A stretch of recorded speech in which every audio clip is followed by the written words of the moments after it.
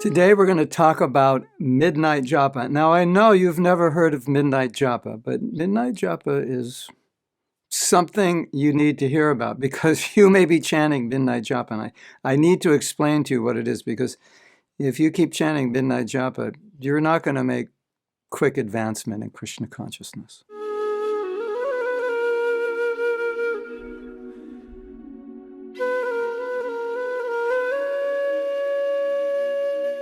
What is midnight japa? Well, in the shastra, it describes that namabhasa, or the reflection of the holy name, the second stage of chanting, sometimes called the clearing stage, is compared to the sun when it's rising. You start to see light in the sky.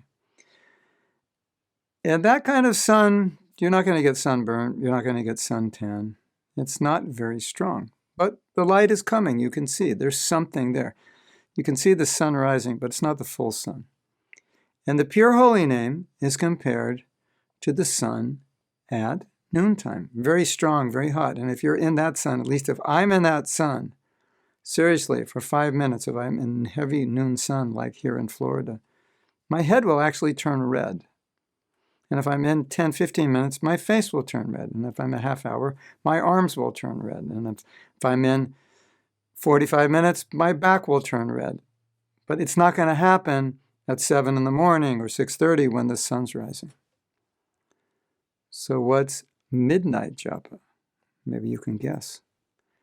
There is no sun. It's midnight.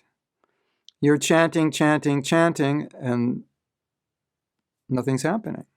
Bhaktivinoda Thakura said that kind of chanting, 100 rounds a day, nothing. Offensive chanting, nothing. There's no sun. So someone will say, but isn't Krishna present in his name? Yes. And isn't the sun present 24 hours a day? Yes. But whether or not you're in the sun, that is the question. Didn't all the 200, 300, 400, 500, 600 passengers see Srila Prabhupada when he was on the plane and they were flying on the plane? Yes. Did they all become devotees? No. Were they all affected? No. Whose fault was it? Did that diminish Prabhupada's potency? No. It was how they received it. So we all receive the holy name differently, although the holy name is Krishna and it's pure. If we're chanting midnight japa, then very little is happening. One story. Some of my god brothers left Krishna consciousness, at least left ISKCON, to form their own community. And they were only following 2 principles, no meat eating and no gambling. So the other 2 principles they weren't following, not by accident. It's not that they were even trying. By design, they didn't want to follow them. So they were willingly breaking them. And that news was brought to Prabhupada. But those devotees said, well, at least we're chanting Hare Krishna. So they said, Prabhupada, this is what they're doing, but they say at least they're chanting Hare Krishna. And Prabhupada said, that kind of chanting, 300 lifetimes, maybe they'll make advancement. So that's midnight japa. Maybe after 300 lifetimes, you'll finally come to sunrise japa, and the holy name will start to have some effect. Now, this confuses some people because Srila Bhaktisiddhanta said once something which appears to be different from what Prabhupada said, that Krishna is not in his holy name, but he's in the name when it's chanted with the service mood. What does that mean? Okay, Krishna is always in his name, but he's not always present in the heart of the person who's chanting, just as Krishna is always present in the deity. In fact, Krishna is present everywhere. But does the atheist see Krishna in the deity? No. Does he see Krishna everywhere? No. The devotee sees Krishna everywhere. The definition of a devotee is he sees Krishna everywhere. And Srila Bhaktisiddhanta said the definition of non-devotee or atheist is he sees Krishna nowhere. So that doesn't mean he's not existing. It doesn't mean the holy name is not pure. But it depends on the quality of chanting. So it's not just that I chant a certain number and everything's fine. It depends on the quality. Am I making offenses? Am I praying properly? Am I attentive?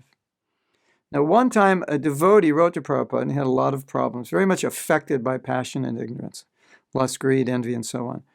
So when Prabhupada heard that, he said, I can understand that you're committing offenses to the holy name, because these were all symptoms of passion and ignorance. And if you're chanting properly, you will not be affected by the lower modes of nature. At least you'll be sattvic.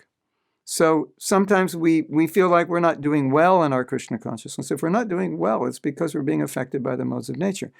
And if we're not chanting well, that's what happens. So when you see a problem in your spiritual life around the influence of the modes of nature, lust, anger, greed, and so forth, it reflects on the quality of our chanting. So even though you may be chanting 16 rounds a day, if you're committing offenses or not trying to avoid offenses or not chanting properly, distracted, not making an effort, then the sun, it could be midnight for you.